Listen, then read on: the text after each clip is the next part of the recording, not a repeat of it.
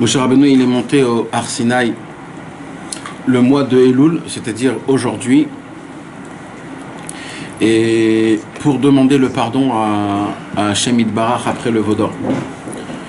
Après qu'Akadosh Baruch Hu, il a dit je vais tous vous jeter, je vais vous échanger, on va peut-être essayer de recréer un peuple de Moshe Rabbeinu, c'est-à-dire un peuple parfait, tzaddik, sans aucun problème. Et Moshe Rabbeinu, il a dit Vehi ma'in mechenina. Si tu veux jeter le peuple, ben jette-moi avec moi aussi. Pourquoi Moshe Rabbeinu, il a fait ça? Parce qu'il aime les enfants d'Israël. Ouais, mais c'est Dieu qui, le Dieu de tout-puissant, qui lui dit une chose. C'est pas un être humain, Hachem. C'est Dieu. Dieu, il dit ma volonté, ma vision, c'est que j'extermine le peuple, ce peuple qu'on connaît, et de toi, je vais créer un peuple. Tu sais combien de problèmes on aurait manqué si Hachem, il aurait fait un peuple de Moshe Rabbeinu? Ça serait un peuple parfait, bien, tout comme il faut. Si, Moshe Rabbeinu, pourquoi Hachem, il a dit un peuple de Moshe Rabbeinu? C'est pas pour rien. C'est que Moshe Rabbeinu, il avait en lui une ékouda qui va donner à toute sa descendance. Sa descendance aujourd'hui, on n'entend pas parler, quoi. Nahon, parce que Dieu, il n'a rien fait avec la descendance de Moshe. Mais si là, il lui dit, je fais de toi une descendance, c'est pas Stam qui lui dit, je fais de toi une descendance. C'est parce que, Kaniré, que, oui, il va sortir, je vais sortir de toi des pierres précieuses. Le vrai peuple juif, mamash, comme il parce faut. Parce que ce peuple, ils étaient descendants d'Abraham, Yitzhak et Yaakov, et surtout de Yaakov, il y a 12 tribus, et qu'il était persuadé que c'est devait descendre de Yaakov, et pas de lui, que lui, que même c'était... Ah non, persuadé, non. Persuadé, ils n'étaient pas persuadés. Mais... Alors, mais ça aurait voulu dire quand même, on prend Yaakov, et puis bon, bah en fait, dans Yaakov, il y avait 11 que ça n'a pas tenu la route, et c'est les... Regarde, jusqu'à Moshe Rabbeinu, il n'y a pas eu exactement de promesses de Akadosh Baruch Hu envers toute la génération future. Parce que Akadosh Baruch Hu, il a promis à Abraham, Yitzhak et Yaakov deux choses. Une chose, que le peuple il sera infini, comme le sable et comme les étoiles. Ça, c'est une chose. Et le deuxièmement, c'est que je serai avec vous. Mais il n'y a pas une promesse maintenant qu'on est son peuple, qu'on doit le servir, qu'on a... La preuve, c'est qu'il n'y a pas eu encore la Torah. C'est quand qu'on était vraiment, où on a fait un vrai pacte, c'est quand on a reçu la Torah. Là, vraiment, Akadosh Baruch Hu, il dit, ok. Mais avant qu'on reçoit la Torah, il dit à Hachem, à Moshe, avant que je donne la Torah, peut-être on fait autre chose. Peut-être on essaye de créer un nouveau peuple. C'est après la Torah, non? Après le Vaudor. Non. Ah non, ouais. C'était au moment de oui, mais Akadosh Baruch Hu, avant ça, Akadosh Baruch Hu, pendant les 40 jours où il était 40 jours et 40 nuits où il a enseigné la Torah à Hachem, à Moshe, ça a été parlé ça. Ça a été parlé à ce moment-là. Comment dévoiler la Torah, à qui dire la Torah? C'est quelque chose qui a été parlé. Mais Moshe Rabbeinu, il a contredit Akadosh Baruch Hu, et il a dit autrement que Hachem Yitbarach. La question qui s'est posée à Moshe, c'est que pourquoi Hachem il m'en parle? Si c'est ça que tu veux faire, fais-le. Si alors, quelque chose. ok, mais on va pas rentrer dans la tête de Moshe, d'accord? Mais oui, t'as peut-être raison. Mais moi, ce que je pose comme question simple, en tant qu'un mec simple, d'accord? Quand c'est Dieu qui te parle, tu dois même pas intervenir, Bichlal. Même pas intervenir. C'est pas la première fois, c'est-à-dire que la première fois quand il a dit de sortir de l'Israël d'Égypte et tout, il a aussi contredit. Il a aussi pendant une semaine, c'est vrai aussi. C'est pas qu'il a contredit, il a juste dit je ne peux pas. C'est-à-dire personnellement, il dit oui, c'est une sorte. Là, il va contredire Mamash. Ça veut dire Dieu, il lui dit viens on fait, lui il dit non, tue-moi. Ça veut dire je veux pas faire ton idée. C'est C'est inimaginable. C'est... On fait comme si on sait pas ce que Rabbeinu dit sur ça ou... Oui, on fait. Là, on parle simplement, Bepchitout. Ouais, Simplement, Bepchitout. Parce que Bepchitout, maintenant, c'est dur de voir autrement. C'est-à-dire. Mais ça veut dire qu'on sait rien. Qu'est-ce que Rabbeinu dit sur ça? Je me rappelle pas. Sur le principe de... C'est ça le tapis du tzaddik. C'est à doute là que Abraham... Non, mais pour comprendre ce que Rabbeinu il dit, il faut d'abord être simple. Donc il faut regarder d'abord d'un œil simplé. Le pshat, comme c'est écrit, comme c'est raconté, c'est incompréhensible. Incompréhensible. Mais au moment où Moshe Rabbeinu, il a dit Ve'i ma'in mechenina, au moment où Rabbeinu, il a dit Ve'i ma'in mechenina, il a dit de manière qui est encore plus explosif. Il n'a pas dit non, je veux mourir avec le peuple. Non, il a dit tu veux exterminer, tu veux effacer le peuple? Eh bien, efface-moi aussi. Efface-moi aussi. C'est pas, il n'a pas dit non, n'efface pas le peuple, je veux rester avec lui, c'est des tzadikim, on va essayer de trouver. Non. Il a dit tu veux efface-le, mais efface-moi aussi. Ça veut dire fais ta volonté, efface tout, mais efface-moi aussi. Ça veut dire, ne me laisse pas moi vivre et eux vivre. Non. Efface. Tu veux effacer? Efface. Mais tu m'effaces moi. Ça, c'est la preuve de quoi, ça? L'amour de soumission. Alors, je vais être très mechoudad. Je vais être très aiguisé. Écoutez, mes amis, parce que ça, c'est un yesod énorme. Énorme dans tout. Quand on dit que le tzaddik, c'est le roche béné Israël, c'est pas un grade qu'on te donne. C'est pas non, c'est pas un niveau. C'est pas une éloge. Roche béné Israël. Pas du tout. Pas du tout. Quand on dit roche béné Israël, la tête de tout Israël, le tzaddik, c'est la tête, ça veut dire quoi? Ça veut dire que le tzaddik, nous tous, toutes les neshamot qui existent, ils sont pas incluses. On tête, on prend, on attire toute notre vitalité, notre racine à nous, elle est où? Dans le tzaddik. Notre racine, elle est pas... Il y a des gens qui croient qu'on a une neshama en dessous du Kisei HaKavod, etc. Non, vous n'avez pas encore compris. En dessous, le Kisei HaKavod, il y a une personne. C'est que le tzaddik. Ouais. Et le monde, il a été créé pour ce tzaddik. Que pour une seule personne, le tzaddik. Je crois que ça va fumer ici, là. Ça va... Non, parce que c'est le débat des anges. Est-ce qu'il aurait fallu créer, non, mais d'abord, tout ce que je vous dis là, les amis, c'est écrit dans la Torah Sheba'al Peh. C'est pas écrit dans la Breslev. C'est écrit dans la Torah Sheba'al Peh, c'est-à-dire dans la Gemara, Midrash et Zohar. Comme le Zohar, oui. C'est écrit. C'est-à-dire, c'est pas moi qui le dis. Tout ce que je dis là maintenant, tous les mots. Écrit le ou les tzaddik. Le. L'onivra à tzaddik, elle a les tzavot. Lésé. Non, pas un tana. Pas un tana, sinon lui-même il serait proclamé. Si c'est un tana. Non, pas pour un tana ou un. Non. Lo kol olam, l'onivra, elle a les tzavot, la zé. Pour lui. Le monde, il a. Alors, c'est quoi tout le reste? Tout le reste, c'est pour qu'il y ait un monde normal, pour qu'il y ait une structure, pour que le monde puisse fonctionner. Mais en vérité, la racine de tout. Maintenant, c'est quoi le inyan? C'est quoi? Alors, à ce niveau-là, il n'y a pas tout le reste. Non, tout le reste, c'est... Il n'y a pas? Non, ce qu'ils appellent la nature, les gens, les animaux, les gens qui... C'est le décor. C'est le décor, c'est tout. Ça a coupé.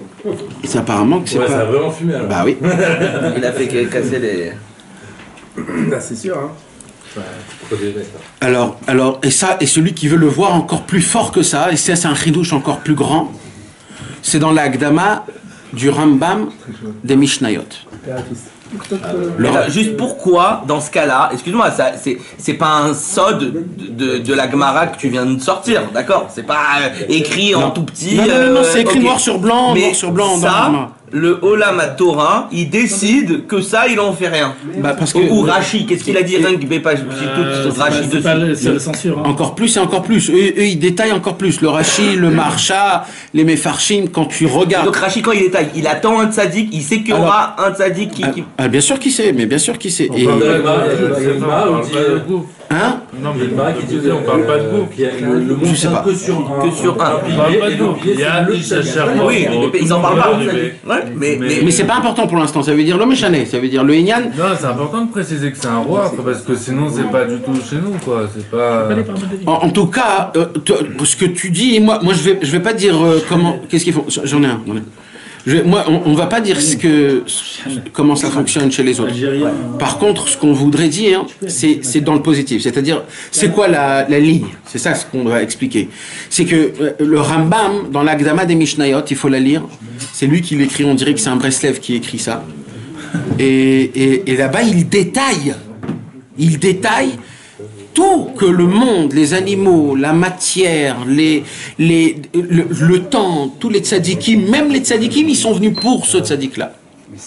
Et que le monde, il a été créé pour que cet homme-là, il sert Hachem. Et quand lui, il va servir Hachem, c'est le but total de toute la création du monde. Et le monde, s'il veut avoir une existence, s'il s'attache à ce tzadik-là, il a une existence. Et c'est comme ça qu'on existe.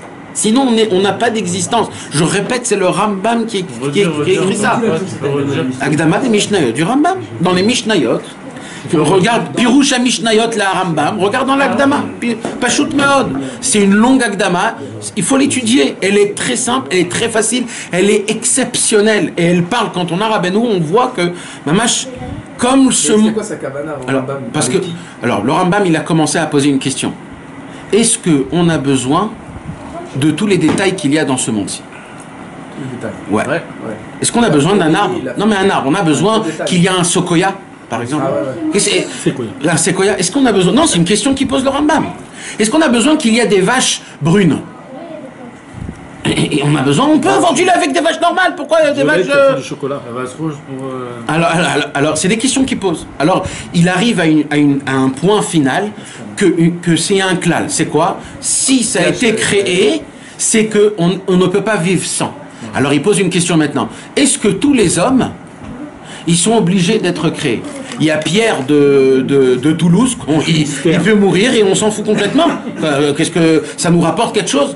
Alors il commence à dire, c'est qui alors réellement qui doit vivre? Il dit là-bas, Tachles, c'est celui qui a de la sagesse. Celui qui n'a pas de sagesse, il n'a pas d'importance. Alors c'est quoi son importance à lui? C'est qu'il traite du lait, qu'il fait de la menuiserie. Ok, mais ce qu'on a besoin réellement à travers les hommes, c'est quoi un homme qui est efficace? C'est un homme qui utilise sa chorma. Et il continue. Maintenant, dans la chorma, quelle chorma? Il y a la chorma des extérieurs. Et comme ça, il commence petit à petit à concentrer, jusqu'à qu'il arrive qu'en fait, il n'y a qu'un seul homme au monde qui sert Hachem.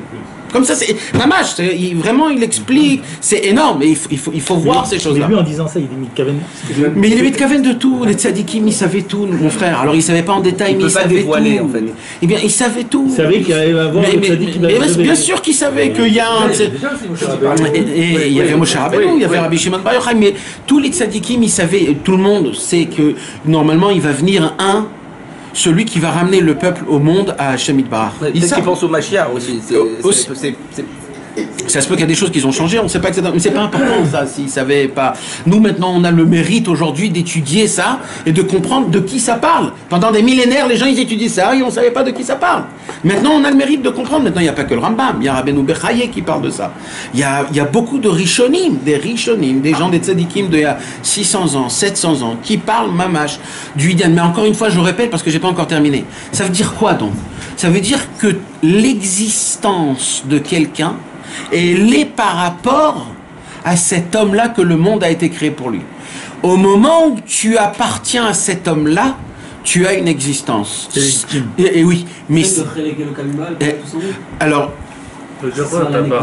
Appartient un kasher, kashour, davouk, tu le connais.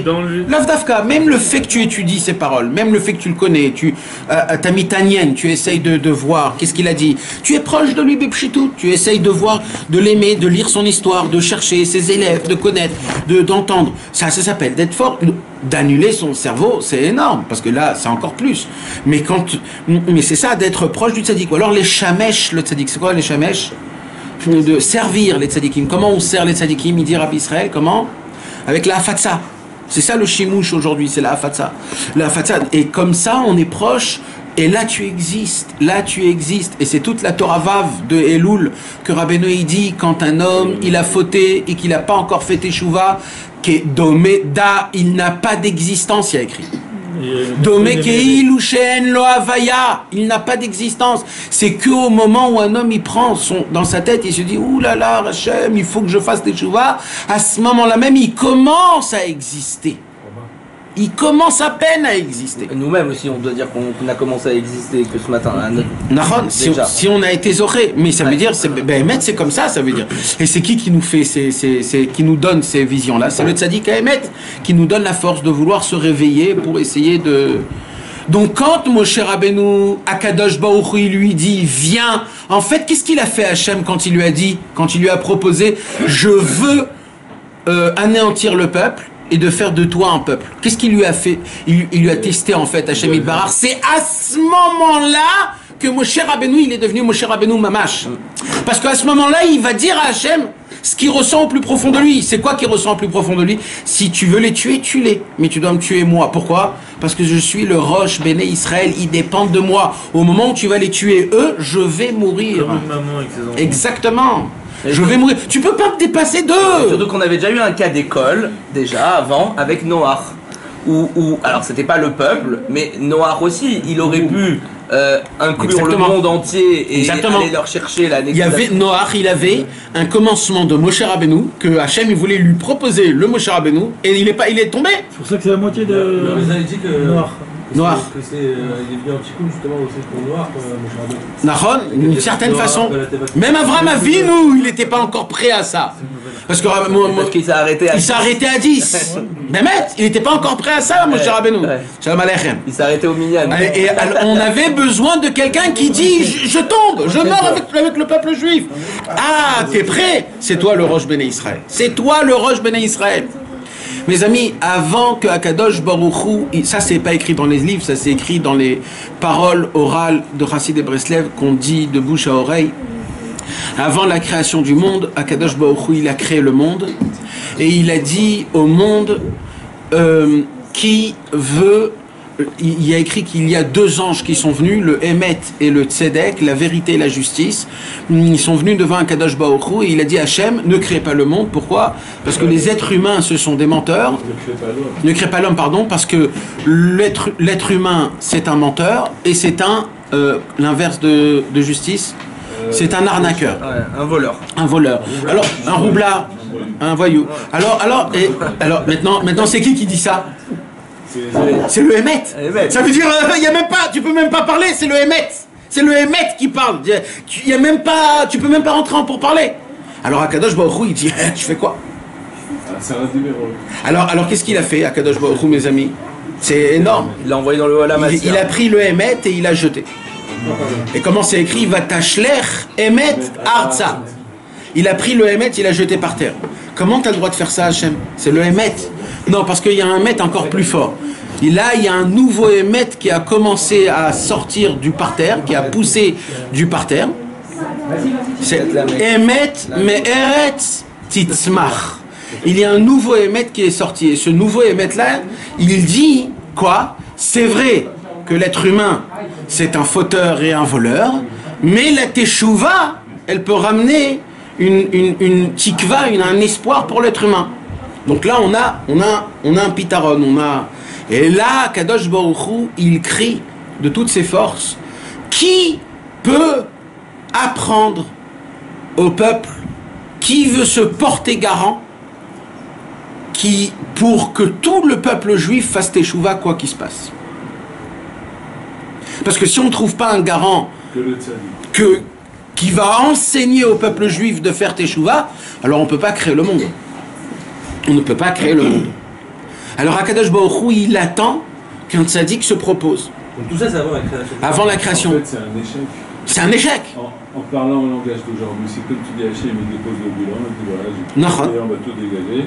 Et il prend comme associé de Moshe Rabbeinu, puis il dit moi je ne suis pas ton associé. Exactement. Et ça veut dire, on dit ça en hébreu, Aolam Choser le Tohu Vavo. Ça veut dire comme si que le monde y revient au Tohu Vavo, et ça c'est très très très grave. Et là, il y a un tzaddik Et Rabbi Nachman de Breslev, c'est lui-même qui l'a dit sur lui-même. C'est lui-même, il s'est dit, je me suis proposé en tant que garant, à rêve, en tant que garant, et je prends sur moi le fait que je dévoilerai dans ce monde des halachot, c'est-à-dire des chemins dans la teshuva, que tout le monde, le plus grand ou plus petit, le plus éloigné, le plus sale, pourrait avoir la possibilité de là où il est, de se rapprocher d'Hachem Yitbarach. Sans savoir ce qu'il allait... Oui. Il a reçu quoi Sinaï après je sais pas, on sait pas. Ça veut dire que ce qu'il dit là, c'est que même si Ben Adam il ne sait pas que ça vient de Rabbeinu et qu'il fait tchouva... Rabbeinu il a dit Kol Irur Tchouva Ba Mimeni. D'accord. Sans qu'ils savent. Sans que tu le saches. Oui, donc ça veut dire que, est-ce que Bassof, est-ce que tout le monde va... percevoir. Ils sont forcément ouverts le tzaddik. Non, ça sera. Eh oui, bien sûr. Ça sera à travers le biais du tzaddik. Maintenant, celui-là qui sera méritant, il saura que ça vient de lui. Celui-là qui sera pas méritant, il saura pas. Mais un jour, on sera obligé, parce que le Mashiach Tzidkenu, quand il va venir, il va donner des choses à faire qui sont basées sur les livres de Rabbeinu Akadosh, parce que lui-même ça serait un élève de Rabbeinu Akadosh Major. Donc automatiquement les gens ils seront obligés de comprendre que ça vient du Tzadik Emet. Et ça, mes amis, Rabbeinu il a dévoilé où c'est Darkei Hatshuva là. C'est où que Rabbeinu il a dévoilé son exploit, cette chose dont laquelle le monde a été créé pour ça. Ça veut dire c'est où?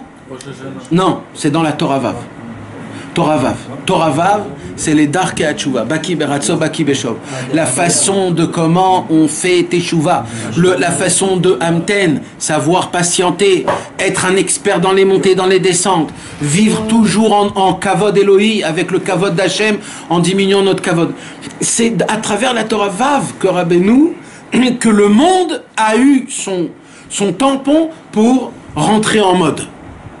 C'est fou, mes amis, c'est fou. Et ça, c'est grâce à qui? Grâce à quelqu'un qui s'est porté garant. Il s'est porté garant pour nous tous.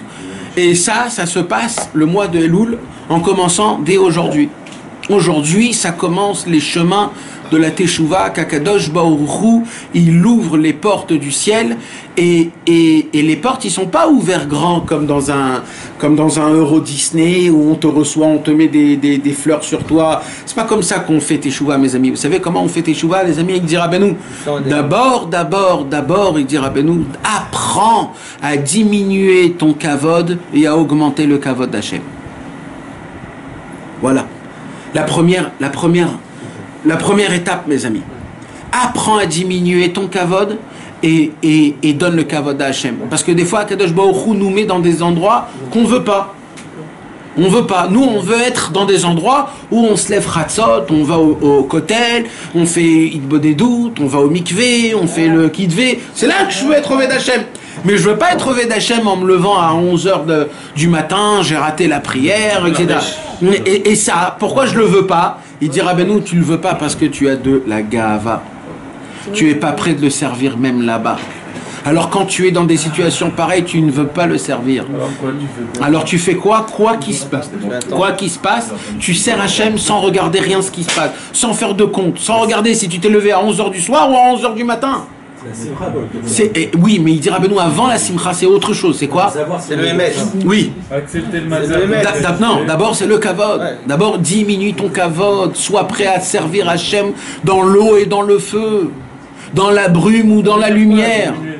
Diminue le kavod parce que, encore une fois, le kavod, nous on a une idée de qu'est-ce que c'est de servir Hachem. Toi tu veux servir Hachem, on veut tous servir Hachem de manière que tout fonctionne. Tu arrives à faire les sdarim, tu arrives à aller au mikvé, etc. Mais qu'est-ce qui se passe maintenant si il s'est passé quelque chose et voilà, tu as raté par exemple ta matinée. Tu as raté ta matinée, alors maintenant tu vas continuer ton matinée dans Avodat Hashem, tu vas pas la continuer parce que déjà ça a commencé naze. Alors tu vas t'énerver, tu vas pas le faire, tu vas faire à moitié, tu vas dire bon demain, tu vas... Là il se passe quoi, il dira Benou? Là il se passe que ta gava elle fait que même qu'on t'a rabaissé, même qu'on t'a pas laissé servir Hachem, dis déjà merci de ce que t'as, Bichlal. Bichlal, dis déjà merci. Si Hachem il t'a mis là-bas, c'est que Akadosh Baruch Hu il veut voir comment tu continues à servir Hachem, même si ça ne va pas comme toi tu le veux. En fait, le problème, c'est que tu comprends? On a tendance à penser que ça vient de nous. Exactement. Je me suis pas levé. C'est exactement. C'est aussi ça le problème. C'est aussi ça. Tout c'est moi. Tout chez moi. J'ai essayé, j'ai pas essayé. C'est un mérite qu'on te donne. Alors, il faut faire des efforts. Non, t'as raison sur ce que tu dis.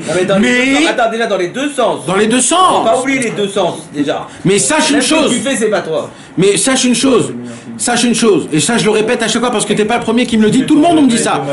C'est encore plus dur quand ça commence pas comme il faut, de continuer comme il faut, c'est très très dur. Toi tu crois que je fais plus d'efforts, c'est un effort énorme de continuer ta vie même quand le commencement ne s'est pas fait comme tu as envie. Et c'est ça le travail, c'est de continuer comme si de rien n'était. Et ça, c'est très dur, mes amis. C'est le renouvellement. Je vais vous donner un petit exemple. Non, un homme, il doit se battre, il doit faire ce qu'il doit faire. Mais qu'est-ce qui se passe? Mais le résultat, c'est le résultat, il est pas. C'est pas comme ça qu'il faut. C'est pas comme ça qu'il faut. Comment? Ce que on veut dire, c'est qu'un homme, il doit faire tout son possible, tout son effort. C'est où que ça commence au moment où tu fais, mais t'arrives pas. Quand ça marche pas, ça avance pas. Là, tu te dis, écoute, en gros. Tu fais des efforts, tout ça vient d'Hachem. Hachem il te donne, Hachem il te donne pas. C'est tout. Mais l'effort il doit être là. Mes amis, je vous donne un petit exemple. Tu sais, c'est quoi l'exemple? Comment je vais vous prouver qu'on a beaucoup de kavod et à cause de notre kavod on ne peut pas servir Hachem? C'est dans la Sfirat HaOmer. La Sfirat HaOmer, c'est une halakha qui est très spéciale. Si tu oublies de compter pendant 24 heures, tu ne peux plus recompter la Sfirat HaOmer. Et je vais vous dire maintenant ce qui se passe. Je vais vous dire maintenant qu'est-ce qui se passe. Il se passe qu'il y a des gens qui commencent à compter, 1er, 2, 3, 4, 5.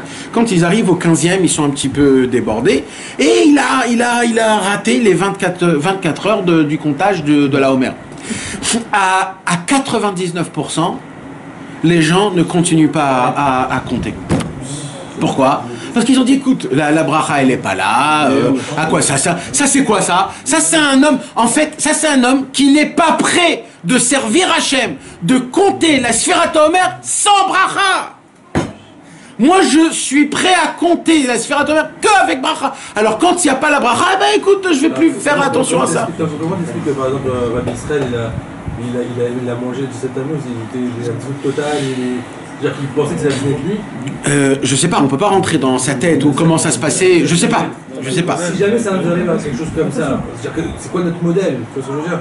Ouvre tous les livres.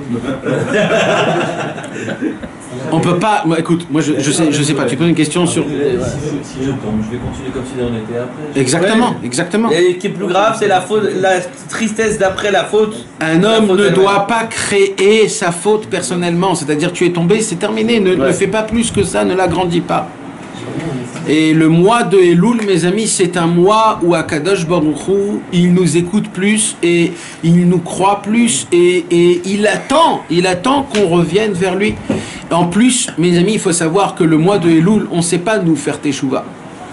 Nous, si on nous laisse les clés dans les mains, on va toute la journée manger, aller à la plage, faire ce qu'on veut, d'accord?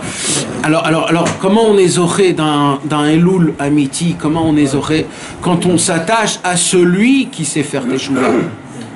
Celui qui a dit, moi je sais faire teshuva, moi je fais teshuva pour vous. C'est un Chaye Moharan Mefouraj que Rabbeinu il a dit, laissez tomber vos fautes, moi je fais teshuva pour vous, il dit Rabbeinu. L'essentiel, ne soyez pas des mésidim, l'essentiel ne soyez pas des... mésidim, de faire volontaire, n'essayez au moins le volontaire, hein? Mézidim. Ne soyez pas de faire des fautes volontaires. Mais je prends tout, il dit, je prends tout. Mais à juste avancer. Comment il commence, mes amis, le Teilim? Ashrei Aish Asher lo halach, b'atzat reshaim, ubederech hataim lo amad, ubemoshav letzim lo yashav. Lo halach, lo amad, lo yashav. Il n'avance pas, il ne s'assoit pas et il ne se couche pas. Ça, c'était à l'époque, quand David Amelech, il était vivant. Un homme qui fautait, il n'avait plus le droit d'avancer. lo hamad, lo yashav, lo halar. Tu ne bouges pas tant que tu fais tes chouvas. Mais ça, c'était pour les tzadikim d'avant. Aujourd'hui, qu'on est nous des gens très bêtes, alors les tzadikim, ils sont venus, Rabbi Nachman de Breslev, et dans le Likutei Moharan, comment ça commence le Likutei Moharan? Ashrei tmimei derer haolchim betorat Hashem. Il faut avancer, avancer. Comment ça commence les Sipurim Maasiyot? Baderer siparti maaseh. Dans le chemin, je raconte. Parce qu'on doit être toujours dans le chemin, on doit toujours avancer. Et le sod de Elul, c'est Anoten Bayam Derer, de créer un chemin dans la mer. Et la mer, il n'y a pas de chemin dans la mer. Mais c'est ça, parce que c'est quoi la mer? Kol mishbarecha vegalecha. La mer, c'est quoi? C'est les mouvements à droite, on te met en haut, on te met en bas, t'es ici, t'as le mal de mer. C'est quoi le mal de mer? C'est tu fais rien et t'es malade.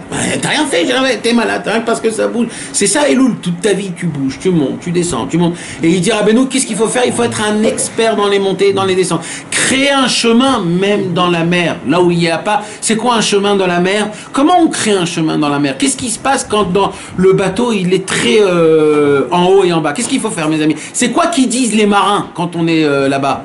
Faut s'arrêter, non? Pas jeter l'ancre? Faut pas s'arrêter. Non. Quand il y a une tempête, on fait quoi, les amis? On jette le poids. Non. On jette le poids partout. Non. Non. On prie. Non.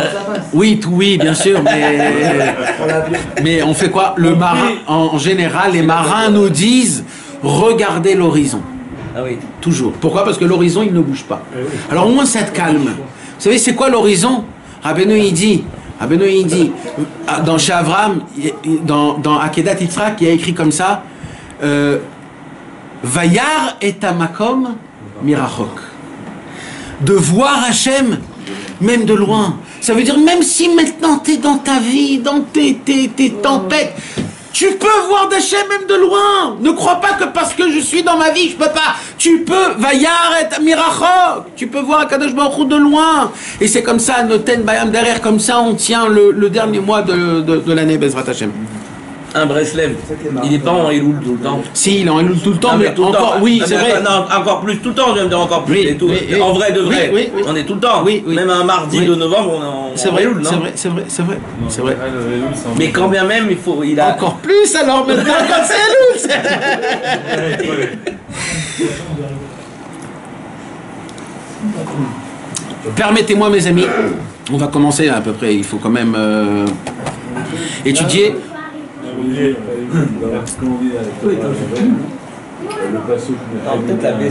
C'est Annie Nachman Meouman. C'est une petite. C'est un siman que celui qui a dit ça, c'est la Neshama Atida qui a parlé en lui, parce qu'il fait partie. En fait, quand il a dit Veimaïn Mechenina, c'est Rabbeinu qui était incrusté en lui dans le futur, qui a dit Veimaïn Mechenina, tu peux pas, je suis garant, Ani Nachman Meouman. C'est comme un vrai qui puise sa Torah de Bâtard. Dans Parashat Kitissa, Perek, Lamed Bet. Dans Réveil. Dans Tetzavé, il n'y a pas le même Moshe. C'est gâché, il n'était tellement pas. Tu vois pas? Qui c'est qui a trouvé ce petit pirouche là, Nachman? C'est quoi la question? Qui c'est qui a fait attention à ça? Tu veux un nom, Keilo? Je sais pas. On ne sait pas. On sait, c'est pas important, t'as pas. Non, je sais pas, ça tombe depuis. Mes amis, alors là, vous vous rappelez, on était en 1800. On était en 1827. Vous vous rappelez, les amis, on avait étudié la semaine dernière une lettre de 1827. Juste avant, c'était 1826. Il y a juste une seule lettre en 1827. 1828, aucune lettre. 1829, on va commencer à étudier les lettres de 1829. Presque 9 mois de cette année-là, il n'y avait aussi aucune lettre. Pas encore. Non. C'est pas encore. C'est dans 6 ans. Dans 6 ans. Pour l'instant, non. Là Rabbi Nathan, la marloquette, elle n'est pas contre lui, elle est la marloquette, c'est une marloquette un peu générale sur Breslev, mais il n'y a rien de spécial, de concret vraiment. Qui? Je sais pas dire en français. En tafresh et. En tafresh et. Il avait 65 ans, je veux dire. Non, 55, je crois. Oui, mais c'est quoi en français? Ah, alors. Tafresh et. 1800. 1800. Tafresh et. Il avait 30 ans en 1810. Elle a commencé en 45 ans plus tard. En 55. D'accord, alors il est niftar en 1845. La marloquette, elle a commencé en Tafkouf Tzadik Aleph, ça veut dire Tafkouf Tzadik Aleph. Ça veut dire c'est 595. 1831. En 1831, ça a commencé. 31, 32, 33, 34, 35. C'était les 5 années les plus difficiles que Rabbi Nathan il a souffert. Là, on n'est pas encore là. Là, on est en 1829. Là, tout se passe bien encore. Pour l'instant, Rabbi Nathan, il est dans les 5 ans où il marie ses enfants. Il marie ses enfants les uns après les autres. Il a perdu sa femme l'année dernière, c'est-à-dire en 1827. Il a perdu sa femme et il s'est marié tout de suite après. Sa femme, elle avait déjà 2 enfants. Et on va parler d'un des enfants de sa femme, de ce qui s'est passé un petit peu. Et voilà. La dernière fois que je suis venu, on avait vu une lettre où il disait justement il divorçait à... Exactement. Alors il s'est remarié. Cette lettre, elle est avant ou après Après. Bien après. Chronologique. C'est chronologique, tout chronologique. Pendant ce temps-là, il a pu déjà se remarier. Il a eu déjà des autres enfants. Ça veut dire, ça c'est rentré dans l'ordre. D'accord? Donc maintenant, Rabbi Nathan, il est marié avec une femme nouvelle. Que cette femme, elle avait de base déjà 2 enfants. Elle était déjà mariée, c'était une veuve. Elle avait 2 enfants. Donc ces 2 enfants, ils sont venus habiter avec Rabbi Nathan, avec les enfants que Rabbi Nathan, il avait déjà chez lui à la maison. Donc il s'est retrouvé avec 4-5 enfants, en plus de 2 enfants qu'ils ont grandi. Donc, et là, Rabbi Nathan, il écrit une lettre à son fils Rabbi Yitzhak. D'accord? Une lettre à Rabbi Yitzhak. Ça n'existait pas, cette question. Il n'y avait rien de ça à l'époque. Ça n'existait pas, ce Inyan-là. Et ça, pendant des années, ça n'a pas existé, ce genre de choses-là. Et même Rabbi Nathan, il a choisi un khatan à sa fille que la première année, il n'est pas venu à Ouman. Et les élèves de Rabbi Nathan, ils ont dit comment ton khatan, il vient pas à Ouman? Et ça veut dire comment, c'est pas un Breslev, comment... Alors Rabbi Nathan, il a dit, j'ai choisi pour mon fils un être humain, pas un chassid. Pour ma fille. Tu dis pour ma fille, un être humain et pas un chassid. Je cherche pas des chassidim, je cherche d'abord un mari pour ma fille déjà. Moi c'est ça mon travail, en tant que papa, je dois lui donner d'abord un mari normal. Elle est tellement différente. Oui, c'est vrai que c'est différent, mais c'est aussi une vision très importante que des fois nous on oublie. C'est une vision. Avec un exactement. Tordu, exactement. D'abord, ton travail, c'est donne à ta fille un mec normal, qui est normal, qui sait aimer, qui sait parler, qui sait. Après, on le fera à Breslev, c'est pas un problème. La première, il l'avait pris chez Breslev, mais c'était pas si bien passé. Alors, ça, c'était avec Rabbi Yitzhak Nahon. La première, c'est bien passé. Ça se peut qu'il a appris de ça, on sait pas. Vous avez dit que c'était chez Breslev. Ouais. En tout cas, voilà, ça c'était juste. Avec les garçons, on pouvait marier n'importe qui ou une fille bien de famille, mais pour les filles, pour les garder à côté, Ouais, je comprends le Inyan. Mais voilà, tu vois que. Et aujourd'hui, c'est encore comme ça. Écoute. Tu vas dans la forêt et tu vas demander à Hachem. Il y a une massorette, Il n'y a pas de massorette. Il n'y a pas de. C'est une bonne dénoute, la massorette. Il n'y a pas. Je ne sais pas te dire. En tout cas, il faut prendre en compte ce Inyan-là. C'est important. De faire attention que, bien sûr, Breslev, c'est important et c'est l'essentiel de tout, etc. Mais il faut se rappeler qu'on habite dans la planète Terre. Et qu'on a besoin d'abord, à Kadosh Baruch Hu, il veut que d'abord on vit, d'abord. Et Bevadaï, que cette vie, il faut après la faire avec la Avodat Hashem. Mais tu peux pas être tordu et dire c'est pas grave. Il faut garder 2 pieds sur terre quand même. C'est quand même important. On va assumer l'olam hazé. Hein? Assumer l'olam hazé. Et voilà. En vérité, celui qui... Non, mais on peut dire que peut-être... Ça s'appelle ribouille. C'est vrai, c'est du ribouillard. C'est vrai. Mes amis, on est prêts là, les amis? Ouais. Alors, c'est une petite lettre, donc on va la lire. Il y a il y a 2-3 points très importants. Bezrat Hashem, Idbarach, Yom, Aleph, Balak, Tav, Kouf, Pe, Tet. Shalom, Leaouvi, béni.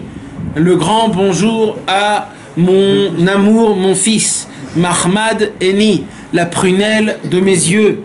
Morenu Arav, Rabbi Yitzhak, mon maître, Rabbi Yitzhak. Comme ça, il dit à son fils. Nero Yair, que sa lumière soit éclairante, éclaircissante. Mirtavo Kibalti Beshavoa Yavar. J'ai reçu sa lettre, en parlant en troisième langage, j'ai reçu sa lettre la semaine dernière. Ubevadai Tsahari Gadol Meod Mitzaharo. Et c'est sûr que tes soucis, tes souffrances, qui sont énormes, me font énormément souffrir. Mes amis, viens, on fait attention. Ça fait 1 semaine qu'il a reçu une lettre. Normalement, tu reçois une lettre, tout de suite, tu vas répondre. Comme ça, c'était à l'époque. Tu la lis, tu la relis. Là, ça fait 1 semaine qu'il lui a pas répondu. 1 semaine. On a vu, d'après toutes les lettres auparavant, qu'en général, dès qu'il reçoit la lettre, tout de suite, il répond. Là, il dit « Shavua she'avar » la semaine dernière, tu as écrit une lettre. Pourquoi il fait ça, Rabbi Nathan? Parce que si Rabbi Nathan, il aurait écrit sa lettre tout de suite, Rabbi Yitzhak, il aurait reçu le tampon que vraiment il a des grands problèmes. Mais si Rabbi Nathan, il attend 1 semaine et qu'après il reçoit la lettre, il dit Rabbi Yitzhak, s'il a attendu 1 semaine, c'est que c'est pas très grave mes problèmes. C'est pas très grave mes problèmes. C'est aussi le temps de vivre les problèmes. Oui, mais non, vivre les problèmes, c'est dans le tsar, il faut pas. D'après le Inyan de Rabbeinu et Rabbi Nathan, c'est toujours d'être Bessimcha, pas vivre le Inyan. Donc en fait, le Inyan que Rabbi Nathan il va apprendre à Rabbi Yitzhak, c'est toi, t'as fait de tes problèmes quelque chose de très grand. Moi, j'ai même pas fait attention. Voilà, je t'ai écrit 1 semaine après. Zélo Nora.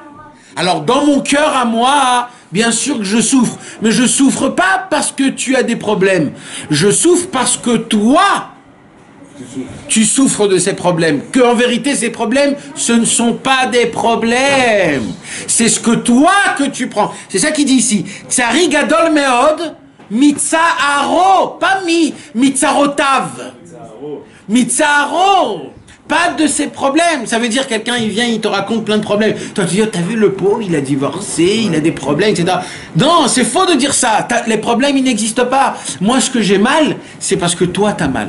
Et ça, je m'en fous de tes problèmes. Moi, j'ai. Quand à ce niveau, Rabbi Nathan? Parce qu'au moment, quand Rabbeinu il était en vie, il avait encore. Lui-même, il venait parler à Rabbeinu de ces trucs, de ces ci, de ces là qui souffraient. Et Rabbeinu, là, il lui disait, voilà, je souffre aussi pour toi, comme il souffre pour tout le peuple. Le tzaddik. Mais alors là, carrément. Rabbi Nathan, il a... Ouais, et ça, il a appris de Rabbeinu Akadosh. Et en fonction de sa vie, Zaya Mitpater, ça a évolué en fonction... Donc lui, il n'avait plus de souffrance personnelle. Alors, lui, il avait des souffrances, mais à son niveau. Oui, à son niveau. Oui, mais même à son niveau, c'est quand même un concept. Vadaï. Donc le concept, c'est de dire, mais non, même à mon niveau, j'ai des souffrances, parce qu'il faut bien que je les ai, mais j'ai plus de souffrance personnelle. C'est vrai, mais quand il entend les souffrances de son fils, il dit, mais je rigole. Je rigole, moi j'étais là-bas, il dit. Mais sans travail, tu ne pourras pas t'en sortir. Donc je t'apprends ce que j'ai fait moi, ce que mon maître Rabbeinu, il m'a enseigné. C'est ça tout le Halim et Troufa. Comment vivre ce monde apaisement, c'est tout. Comment être guéri de ce monde. C'est ça le Halim et Troufa. Comment guérir, comment cicatriser de ce monde. C'est mamage ça. Alors, t'as compris ce qu'il vient de dire ici Rabbi Nathan, c'est énorme. Fils, on est d'accord. Exactement. Rabbi Israël, il a dit quand tu dis ça, il faut dire ton nom. Ton nom, il faut que tu. C'est à toi qui t'écris. Parce que ça a été écrit et il dit mes fourrages plus qu'une fois et on va le voir. Garde mes lettres de côté, car dans le futur, les gens vont lire et ça va leur donner énormément de vitalité. Il le dit mes fourrages. Donc, mes amis, ça c'est l'intimité de Rabbi Nathan. C'est pas la généralité en tant que le mode d'emploi du monde, les conseils d'Avodat Hashem. Non, ça c'est de l'intimité. Là, il te dit, Baba, ça va? Calme-toi. C'est tout. C'est ça, il est là, il te dit, mon fils, j'ai beaucoup de souffrance parce que tu souffres, pas parce que tu as des problèmes. Tous tes problèmes que tu m'as écrits dans ma lettre, je m'en fous de tes problèmes, c'est rien du tout ces problèmes-là. Moi, ma peine, c'est parce que tu as de la peine, donc j'ai de la peine de toi. Ils appellent ça aujourd'hui roman épistolaire. Ah ouais? Ouais, c'est par lettres comme ça, ils s'écrivent et... Roman épistolaire. Épistolaire, ouais, c'est par les envois des lettres. Maintenant, là-bas, Rabbi Yitzhak, il lui a dit à Rabbi Nathan, il lui dit, tu sais papa, j'ai beaucoup de problèmes dans ma vie et à cause de ça, je n'arrive pas à me renforcer dans la Torah, dans la Tfila, étudier un petit peu, faire mon seder. J'arrive pas à garder un mode d'emploi, un mode de vie, j'arrive pas, j'ai toujours un truc à faire, je dois toujours aller quelque part, je dois toujours faire quelque chose. Et il dit Rabbi Nathan, il dit Rabbi Nathan à son fils, tu veux savoir la vraie peine que j'ai pour toi, mon fils? Je vais te dire. Ou bifrat, al bitul Torah ou tfila shemevatel oto. Et oui, parce que tu es en souffrance, parce que tu as des problèmes, tu te permets de annuler comment on dit ton seder, ton service divin. Parce que là, on part d'une base, mes amis, excusez-moi que je suis obligé de dire ça, mais on part d'une base que chaque juif, il doit avoir un seder. J'espère qu'il ne faut pas que j'en en parle ici, mes amis. Mais ça veut dire... mes amis, c'est la base de tout, mes amis. C'est la base de tout. Un seder dans la Avodat Hashem, même petit, tout petit. Même tout petit, mes amis, un seder dans la Avodat Hashem. Un homme, il a le devoir, kavata itim la Torah. Kavata, c'est la première question qu'on va poser après 120 ans. Et il dit, Rabbi Nachman, ça veut dire quoi le mot kavata? Alors dans le pshat, kavata, ça veut dire fixer. Ça veut dire quoi? Fixer un temps. Rabbeinu, il vient, il est mechadesh en chidouche. C'est quoi kavata? Vekava et koveem nefesh. Milachon gzela. Aim gazalta itim la Torah. Est-ce que tu as volé du temps pour la Torah? Parce que c'est très dur de fixer. C'est que si tu te mets dans ta tête que je dois tous les jours voler du temps, alors tu pourras fixer un temps dans la Torah. Si je dois faire avec ce que j'ai, par exemple, on a aujourd'hui un mec qui travaille de 8h à 20h. Ouais. Le soir, on est terminé, passe un peu de temps avec sa femme. Ouais. Je dois faire avec ce que j'ai. Alors la question qui se pose, c'est quoi voler? Voler, ça veut dire entre 8h et 20h, tu travailles non-stop. En tout cas, je peux pas utiliser la Torah parce que ça peut voler à mon patron, pas. Non, mais est-ce que ton patron, il te demande de travailler de 8h à 20h? Je parle pas dans mon cas, moi je travaille mon. Non, mais parce que quand on me dit ça, c'est ça que je réponds. Ça veut dire que c'est faux de dire je travaille de 8h à 20h. Parce que voler, c'est quoi? Tu sais ce que c'est? C'est entre deux téléphones. Quand tu as la petite pause clope, quand il y a la pause café, après il y a la pause blague, après il y a la pause je vais respirer. En fait, tu vas trouver qu'il y a plein de temps. C'est sur WhatsApp. Et c'est quoi voler? Tu sais ce que c'est voler? Je vais t'apprendre. Écoutez tous mes amis parce que c'est comme ça qu'on commence. Voler, c'est de prendre par exemple le Sefer Amidot, que le Sefer Amidot c'est une phrase, de l'ouvrir et de dire maintenant je consacre 1 minute, mais l'Irvad Hashem Idbar, personne ne me l'a. Et pendant 1 minute, tu regardes juste qu'il y a écrit une phrase. Pas forcément une heure précise. C'est ça, il dira. On commence comme ça. Parce que tu peux pas te fixer 1 heure si tu commences pas comme ça. Donc le commencement c'est ça. Et tu es obligé d'avoir une kviout dans un livre. C'est-à-dire le livre, tu dois être kové à tous les jours j'étudie ce livre. Et non, tu peux pas le faire à la même heure, tu vas toujours. Alors comment tu fais d'abord comme le commencement? Tu voles. Tu voles du temps. C'est-à-dire, alors il y a un conseil que les Chassidés Breslev y donnaient les amis, c'est de toujours coller un seder d'un livre à côté de quelque chose que tu fais kavua. Par exemple, les tefilines, tu les mets. Tu te fais un seder tout de suite après les tefilines. C'est comme ça parce que les tefilines, tu les mets tout le temps. Alors il y a un seder petit. Avant de manger, tu manges toujours. Donc tu te fais un seder juste avant de manger, 5 minutes. Avant de faire mincha, avant de faire arvit, avant de dormir. Je sais pas, les choses qu'un homme il fait fixer, qui se fait un seder juste avant. Comme ça le prend dans le... Et encore une fois mes amis, il faut savoir, et ça c'est le secret de Rabbi Nathan. Rabbi Nathan, vous savez pourquoi il a choisi Rabbeinu en tant que maître, parce que Rabbi Nathan, c'était un très grand lamdan. Et Rabbi Nathan, lui, il voulait étudier de manière qu'on ne l'embête pas. C'est-à-dire, moi je me mets dans ma tête 4 heures, il s'est mis 4 heures dans sa tête. Il rentre dans la truc et il étudiait 4 heures. Comme ça, il a fait. Et il est devenu un très grand Talmid Chacham. Mais plus il grandissait, plus il avait des petits embêtements, et il voyait qu'il n'arrivait pas à étudier comme il veut. Alors il étudie un petit peu. Et quand il étudie un petit peu, comme on a dit, il dit j'arrête d'étudier. Il n'arrivait pas à étudier un petit peu là, un petit peu là. Il arrivait... Oui, c'était avant, il disait mais j'arrive pas, il faut... Et ça, il disait Rabbi Nathan, je savais que ça me tuait ma vie. Et quand il est arrivé chez Rabbeinu, il lui a dit une phrase, sans qu'il lui a parlé de son problème. Il lui a dit Abi Saleh, Izoir Gut. Un petit peu, c'est bien. Et ça l'a ouvert son esprit. Il a dit d'un coup, j'ai appris à étudier un petit peu. Plein de fois, un petit peu. Et là, il a découvert comment il peut avancer énormément, mes amis. Rappelez-vous que Rabbi Moshe Feinstein, un jour, il a fait le Siyum Hashas chez lui à la maison. Hein? Prends cet exemple-là, c'est vrai. Vadaï que c'est vrai. Une vraie histoire. Le Siyum Hashas, il a fait un Siyum Hashas. Alors ses enfants, ils ont posé la question à Rabbi Moshe. Il a dit, mais papa, on te connaît. Toi, tu fais le Siyum Hashas. Pour toi, c'est comme faire Shnai Mikra Targum. C'est chaque année que tu le termines. C'est quoi ce Siyum? Il dit, non. Ce Siyum, il est très spécial. Ah ouais, quoi? Il dit, ce Siyum, c'est une étude de Torah que je me suis mis sur moi quand je prends le train entre New York et le pont entre Manhattan et New York. C'est Manhattan et New York et Brooklyn. Manhattan et Brooklyn, c'est le train que je prends quand j'attends, je m'assois. C'est que là-bas que j'ai étudié tout le chasse. J'avais 5 minutes à attendre, j'avais un quart d'heure dans le train, 5 minutes pour aller, et après dans le retour, 5 minutes, un quart d'heure, 5 minutes. Pendant ces 5 minutes, un quart d'heure, 5 minutes, 2 fois par jour, j'ai terminé tout le chasse. Ça m'a pris des années, mais ça c'est le Siyum que dans la Tahana et ça s'appelle Kavaté. Mais vous imaginez, mes amis, qu'est-ce qu'on peut être maspic dans un truc comme ça? Mais pour cela, il faut voler du temps. Il faut voler du temps. En tout cas, il dit, Rabbeinu, mes amis, il dit ici, Rabbi Nathan, je ne suis pas d'accord que tu te... Mais t'arrêtes, c'est Tatzmera, comment on dit? Que tu t'excuses. Mes amis, Rabbi Nathan, il a dit, je t'interdis de te donner un tirout, de te donner une excuse, que parce que tu as des problèmes, alors tu te permets de ne pas continuer à avoir un seder dans la Vodat Hashem. Vous savez que les Chassidei Breslev, quand il y avait, tu demandais les minagim de Breslev, c'est pas des minagim, mais c'est une histoire comme ça qu'on dit sur les Chassidei Breslev.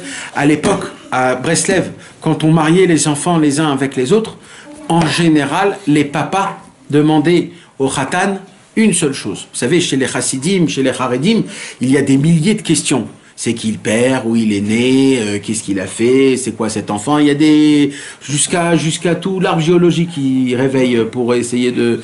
Chez les Breslev, il n'y avait pas ce genre de questions. Il y avait une seule question qu'on posait. Pour promettre à une fille, un khatan Breslever, on posait une seule question. Est-ce que tu as un seder? Même quel seder il ne posait pas. Juste, est-ce que tu as un seder kavua? Shiurim kvuim. Je m'en fous, c'est quoi? Je m'en fous combien? Mais est-ce que tu as? Tous les jours, il faut faire le... Comment on appelle ça? Tous les jours. Seder. Tous les jours de ta vie, c'est ça un seder. Non, il faut dire... C'est une heure kavua. Alors, c'est pas obligé que ça soit une heure kavua. Ce qui doit être kavua... ce sont tes livres. C'est ça qui doit être kavua. C'est ça. Voilà, il faut prendre depuis le début jusqu'à la fin. Tu coches. Tous les jours, tu coches. On commence sur 3 minutes alors. C'est exceptionnel. Ce que tu fais en 3 minutes. Alors, commence par exemple le Sefer Amidot. Ou alors le Kitzur Shulchan Aruch. Kitzur Shulchan Aruch, c'est obligatoire, ça veut dire des ou alors des Likutei Etzot, c'est petit, c'est 3 minutes. Tu comprends? C'est des petites tac tac tac tac tac. Et ça, mes amis, c'est de l'or, parce que après, c'est comme si que tu mets une pièce dans ta tirelire. Tu la casses la tirelire, d'un coup tu dis oh là là, j'ai quand même beaucoup d'argent. Parce que tu sais, tu vas commencer à faire 5 minutes, mais d'un coup tu vas voir que tu as 20 minutes. Et tu vas rester 20 minutes sur le livre après. Et là, tu vas découvrir combien, ton âme, elle s'ouvre, ton âme. C'est pour ça, mes amis, j'ai même pas besoin de vous parler qu'on a l'obligatoire tous, au moins, d'avoir un minimum de cédères obligatoire, qu'on enlève et qu'on rajoute en fonction de ce qu'on peut, ce qu'on peut pas. Le plus dur, c'est d'ouvrir le livre. Après, c'est le kiff. Nahon. Le plus dur, c'est d'ouvrir le livre. Alors, vaut mieux s'acheter un bon livre, bien le faire, etc., mamache. Et c'est ça qu'il dit ici, Rabbi Nathan. Il dit, Rabbi Nathan, je suis pas d'accord, mon fils, que parce que tu as des problèmes, tu te permets de te donner des excuses, d'être mevatel, Torah ou Tfila, d'annuler ta Torah et ta Tfila. Bien sûr, il parlait pas ici de Tfila Shacharit Min Harvit. On parle de Tfilot Vetachanonim, on parle de l'écouter Tfilot et surtout de Hitbodedut. Parce que Kaniré, que Rabbi Yitzhak, il lui a dit, papa, j'ai arrêté de faire Hitbodedut, j'ai arrêté d'étudier, j'arrive pas, etc. Rabbi Nathan, il dit, non, mon fils, non, bats-toi. Alors, je te demande pas de faire tous les jours 1 heure, mais quand tu as des jours difficiles, fais 1 minute. Mais surtout, ne dis pas qu'une hitbodedut de 1 minute, ça vaut rien. Surtout, ne dis pas ça. Quand tu peux pas, tu peux pas. Fais ce que tu peux. Fais ce que tu peux. C'est ça le secret que Rabbi Nathan, il a pris de Rabbeinu, c'est que si tu peux pas, fais ce que tu peux. Mais Rabbi Yitzhak, c'est celui qui travaille à la poste. Rabbi Yitzhak, c'est celui qui travaille à la poste. C'est pas que même Rabbi Nathan, il était déçu qu'il travaille, qu'il aurait voulu qu'il fasse que de la Oui. C'est incroyable qu'il arrive à ça, d'avoir c'était un Oved Hashem Amiti Rabbi Yitzhak, c'était un tzaddik gamour dans Rabbi Yitzhak. Je vais dire un truc. Le fils de Rabbi Nathan, c'est lui la preuve qu'on peut être un businessman et un tzaddik émet. C'est la preuve. Un businessman, d'être dans toute la journée, en plus avec d'argent, parce qu'à l'époque, la poste, c'était pas la poste des lettres. À l'époque, la poste, c'était la banque. C'était la banque. Donc, aujourd'hui aussi, oui, mais aujourd'hui il y a des autres banques. Ça veut dire à l'époque, toute la banque c'était la poste. Et Rabbi Nathan, et Rabbi Yitzhak, il travaillait donc avec de l'argent toute la journée. Et Rabbi Nathan, il a éduqué son fils comment servir Hachem même quand tu es dans ton travail.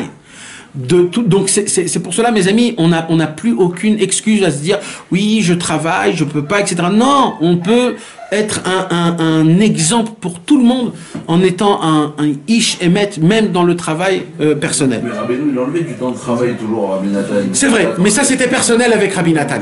Tu vois que Rabbi Nathan avec son fils, il a rien dit. Son fils est allé au travail, il lui a dit ok, moi j'aurais préféré que tu restes dans l'étude, mais je vais t'apprendre maintenant comment travailler avec Hachem. C'est une ordonnance. Quoi. Oui, et c'est tout ce livre-là, en fait. C'est tout ce livre-là. Il l'enseigne comment vivre avec Hachem, même dans le travail, même avec l'argent, même avec les gens, etc., etc. Donc alors je continue. Ah, mais quand même, je suis obligé de dire. Il dit Rabbi Nathan, je t'ai dit que j'ai de la peine, mais je suis obligé de te dire aussi, mais odichietani bidvarecha. Tu m'as beaucoup donné de la vitalité dans tes paroles. Tu m'as remis la couleur à mon visage. Chez Katafta, que tu as écrit, Shata mitrazek, que tu te renforces. Alpi advarim sheshamata bechag hashavuot avar.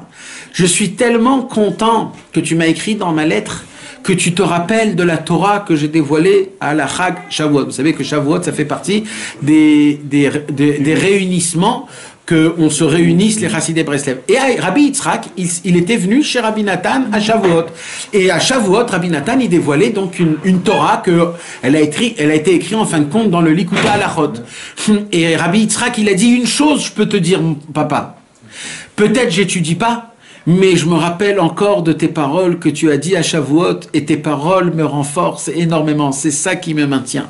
Il dit Rabbi Nathan, oh, qu'est-ce que je suis content d'entendre ça de ta bouche, que tu te rappelles encore des paroles que j'ai dit à Shavuot, et que même que tu n'as pas la force, tu te rappelles d'elle et ça te renforce. Combien c'est énorme, mes amis.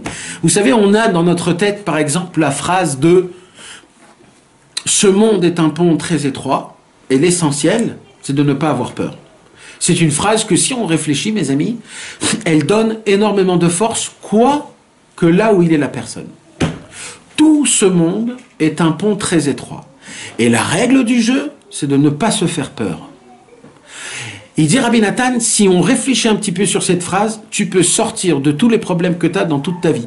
Pas tes problèmes, ils vont se réaliser, mais ils vont pas te bouffer la vie.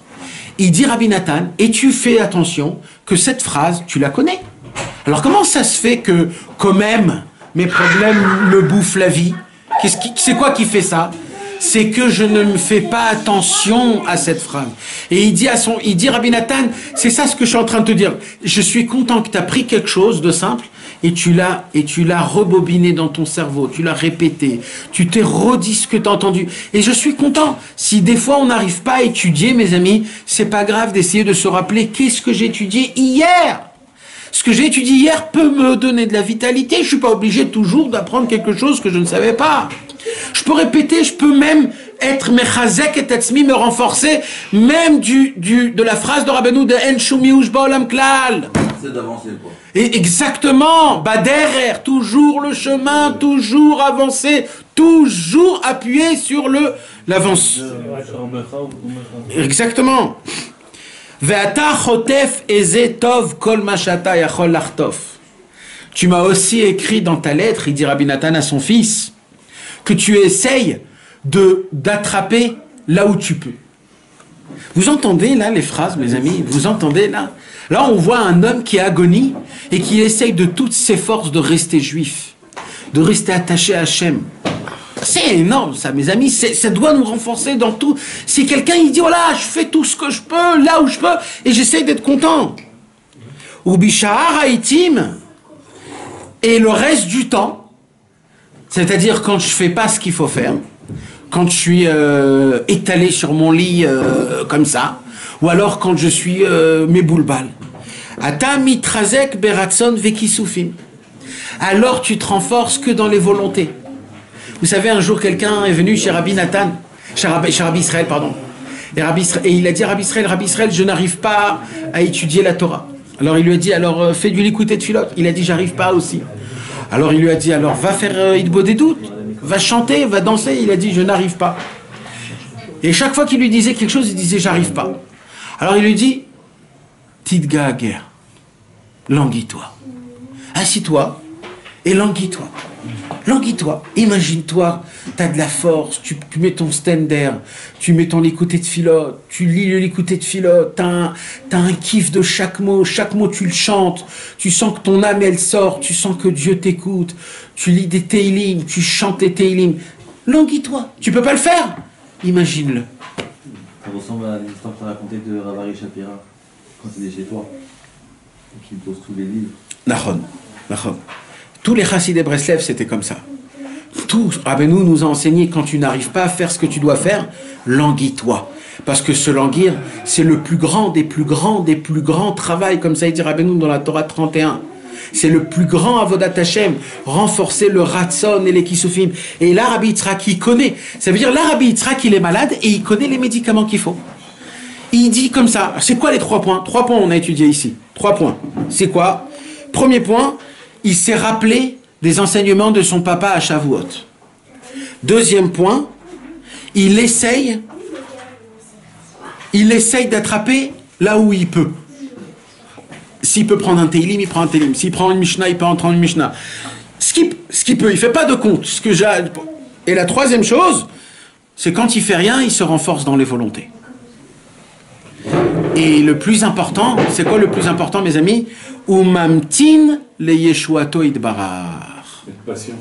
J'attends la providence, la délivrance.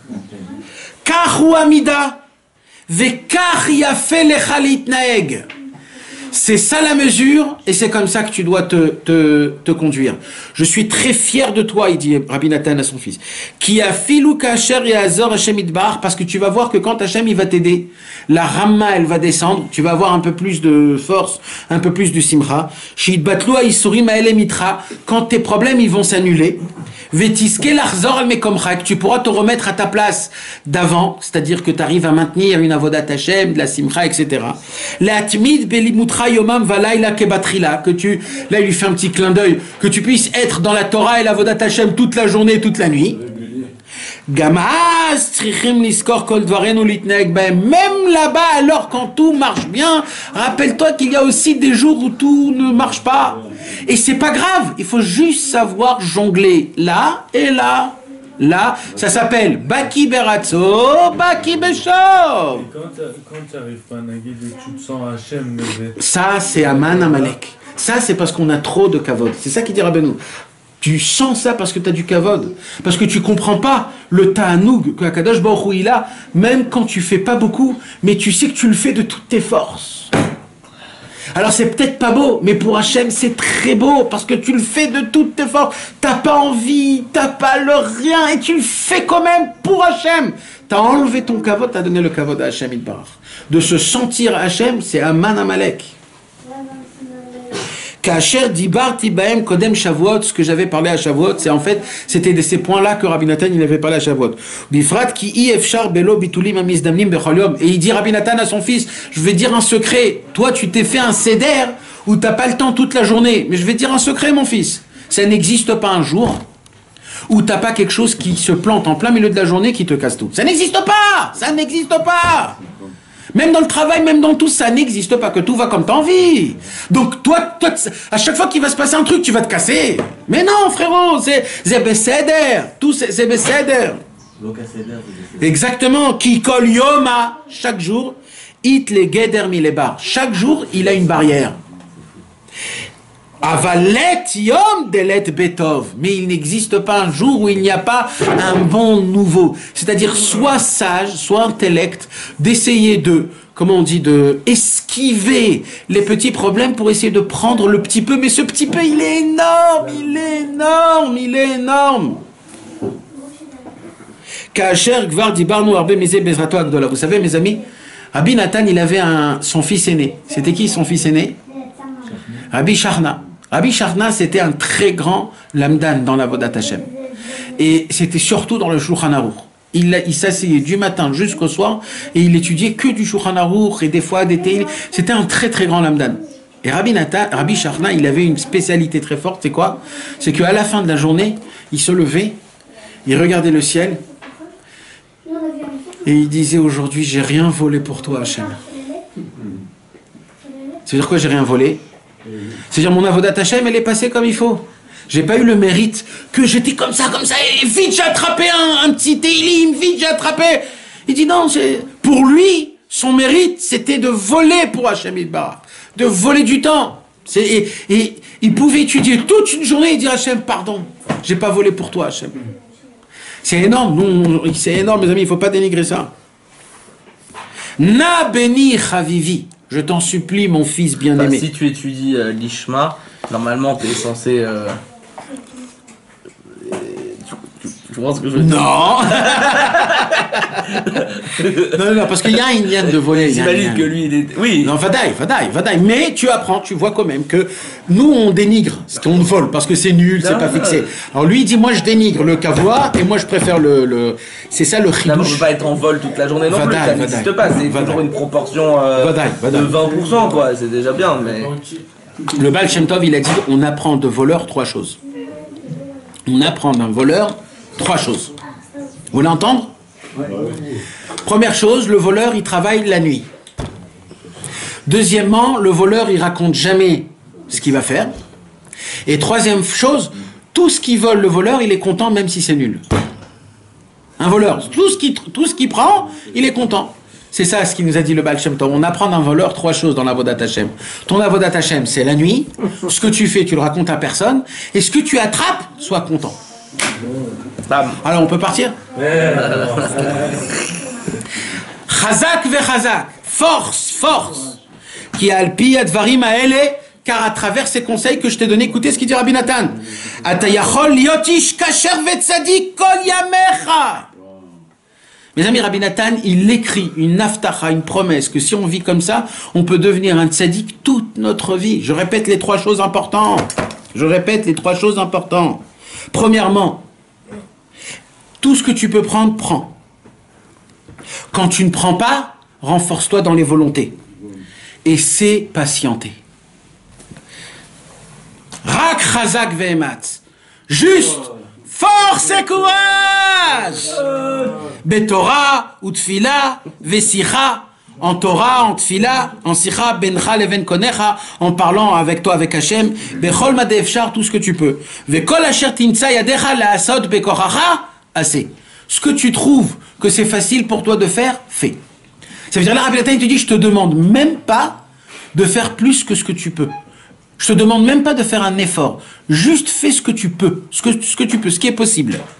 Qui est Chadam Arbe ve Chadam Amit ou Bilvat sheyechaven libo la shamaim. Car c'est écrit dans la Mishnah. Celui qui fait beaucoup, celui qui fait petit, c'est pas ça le plus important. Le plus important, c'est ce qu'il y a dans ton cœur.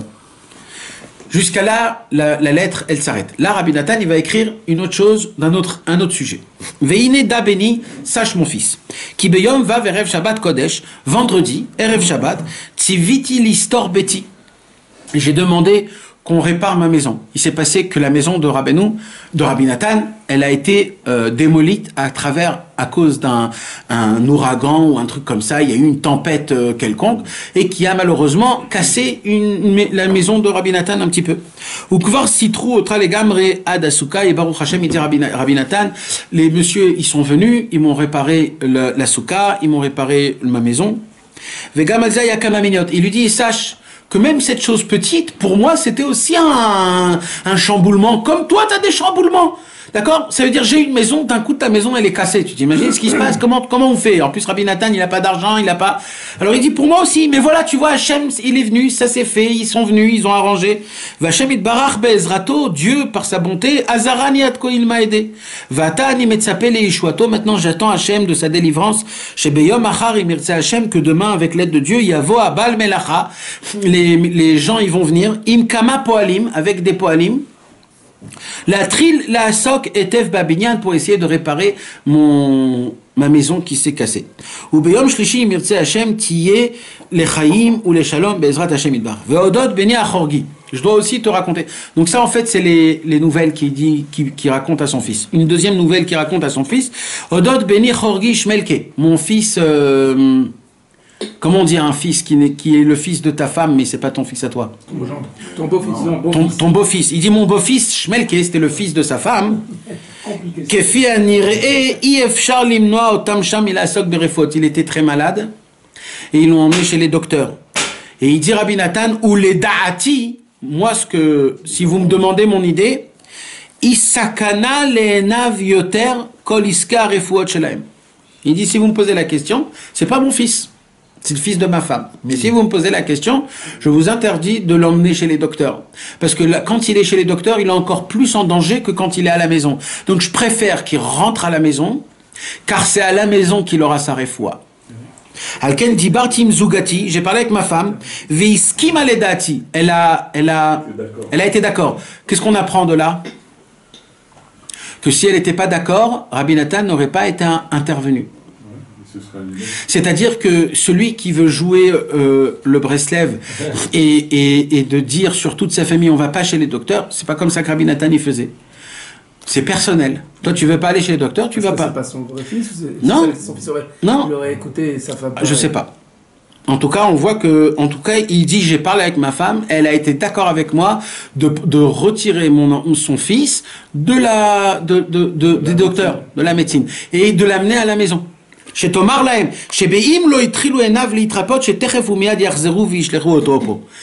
ça n'a pas commencé à être en bonne santé, ça veut dire si le tipoul, comme on dit, si l'intervention n'a pas aidé, le soin n'a pas aidé, alors qu'il attende rien et qu'il vienne directement. Veki vit-il Hachem, et moi, en espérant à Dieu, po il aurait foi. Parce que moi, j'espère en Hachem, s'il vient ici, il aura une refoua. T'imagines la pensée de Rabbi Nathan, comment il est? Blishum refoua gashmit, sans aucune guérison matérielle. Virtov li techef tchouvalze, je veux que tout de suite il me répond sur ça. Pourquoi une guérison matérielle? Une guérison matérielle, c'est le docteur. Ah, par des médicaments. Par des médicaments. Une guérison sans docteur, c'est spirituel, c'est à travers la prière. Divrei avicha tarud meod.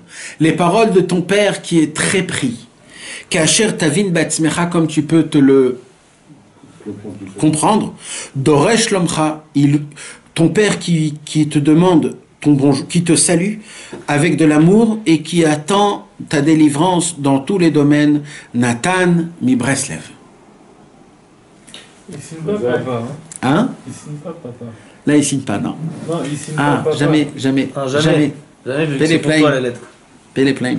Ah, il dit Avicha des fois. Ouais. Il dit Avicha, ton père, pas papa. C'est vrai. Voilà les amis, c'est la petite dose de vitamine. La dernière phrase. Force et courage les amis. Simon.